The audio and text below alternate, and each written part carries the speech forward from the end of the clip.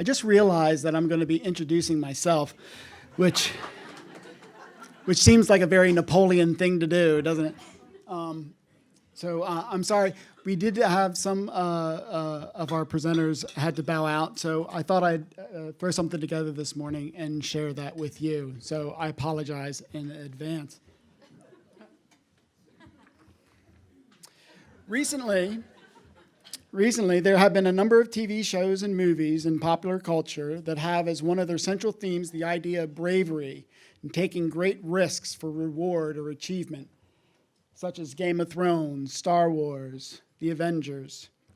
In addition to these fictional and fantastical tales, there have also been a series of new documentaries about extreme climbing that had me pondering the idea of bravery.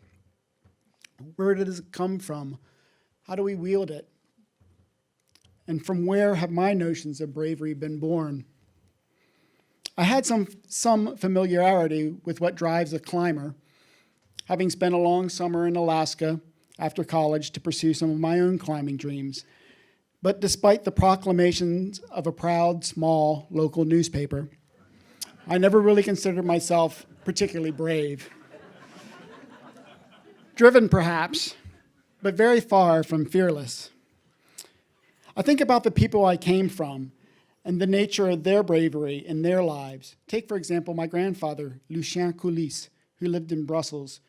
Lucien was a restless young man, and when he was not yet 20, he jumped on a steamship and worked as a merchant marine to see the world, traveling across the ocean to visit New York in the roaring 20s. Lucien remained adventurous throughout his life, traveling across the European continent on his motorcycle. When he married, he added a sidecar. During the Second World War, Lucien worked as an accountant for occupied Belgium, keeping 2 sets of books to hide money from the Nazis. He was awarded with a medal after the war for his bravery that would have cost him his life had it been found out. My father, too, was an adventurous sort. While in the Air Force, stationed overseas in Germany near the Belgian border, he became passionate about skydiving during the infancy of that sport and set many briefly held records for a variety of maneuvers at altitude. In fact, my parents met when my dad's main parachute canopy failed to open, and he had to rely on his less maneuverable reserve chute, and that sent him spiraling into the dense Ardennes forest. Among the local rescue party who would locate him dangling from a tree was a lovely young Belgian named Francine, daughter of Lucien, who would become my mom. I was born during the Great Space Race, and many of my ideas and notions of bravery center around these men who would sit atop highly explosive tubes of metal and get launched into the unknown. A year after I was born, Neil Armstrong would walk on the moon, and I, like most other young boys like me, was captivated with all things space. I remained a space nut growing up when I encountered this astounding image in a book. I was completely mesmerized. My palms sweated just looking at this photo. This is American test pilot Joe Kittinger, who in 1960 set the record for the world's highest skydive jump at nearly 103,000 feet above the Earth. The high-altitude parachute program was called Project Excelsior and involved Kittinger flying into the stratosphere suspended from a less than paper-thin helium balloon in a gondola no larger than a telephone booth. Because he was exposed to elements, his jumpsuit was a large and ungainly pressurized affair that more than doubled his weight. An hour and 30 minutes after the balloon launched, Kittinger reached the stratosphere and stepped out of his little telephone booth and into the void. A plaque attached to the gondola of Excelsior read, "This is the highest step in the world." During his descent, he nearly reached the speed of sound. That same year, 1960, another pair of brave men went in the other direction, descending beneath the Pacific Ocean for over 7 miles. This is Swiss oceanographer Jacques Piccard, who along with American Navy Lieutenant Don Walsh squeezed themselves into a tiny round sphere attached to the bottom of a submarine and for 5 hours went down, down, down, deeper than any other men by a long shot. into the deepest spot known to man, an area called the Challenger Deep in the Mariana Trench.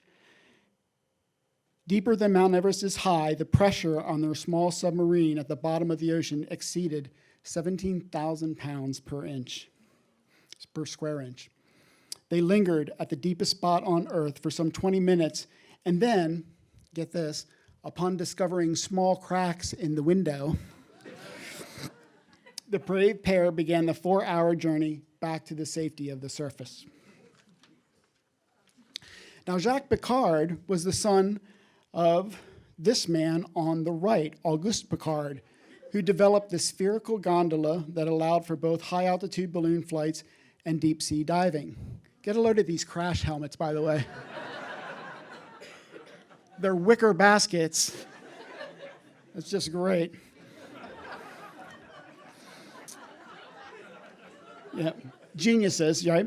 Piccard was a brave adventurer in his own right, setting many high-altitude balloon ascent records in the 1930s.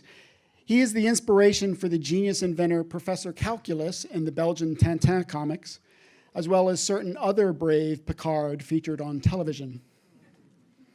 Actually, the entire Piccard family is of note in the bravery department. Auguste Piccard's brother, Jean-Félix, was also a record-setting balloonist, whose American wife, Jeanette, held the woman's high-altitude record for nearly 3 decades. Auguste's grandson, Bertrand, was one of 2 men who piloted the first balloon nonstop around the world in 1999.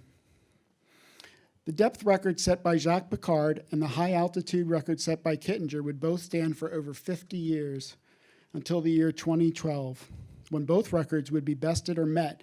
Movie director James Cameron would descend to the Challenger Deep, and Austrian Felix Baumgartner would jump from 128,000 feet and exceed the speed of sound on his way down. And what about Joseph Kittinger? Well, he celebrates his 91st birthday this summer. Here he is with Felix Baumgartner. Kittinger served as an advisor and was in fact the man on the other side of the radio during Baumgartner's record-breaking jump.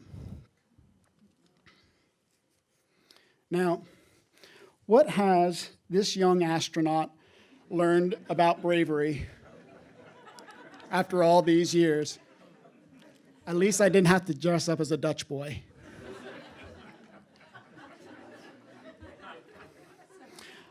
I've learned that it's personal and unique to each of us. It's about belief, it's about dreams, and maybe just a touch of daring. Thank you.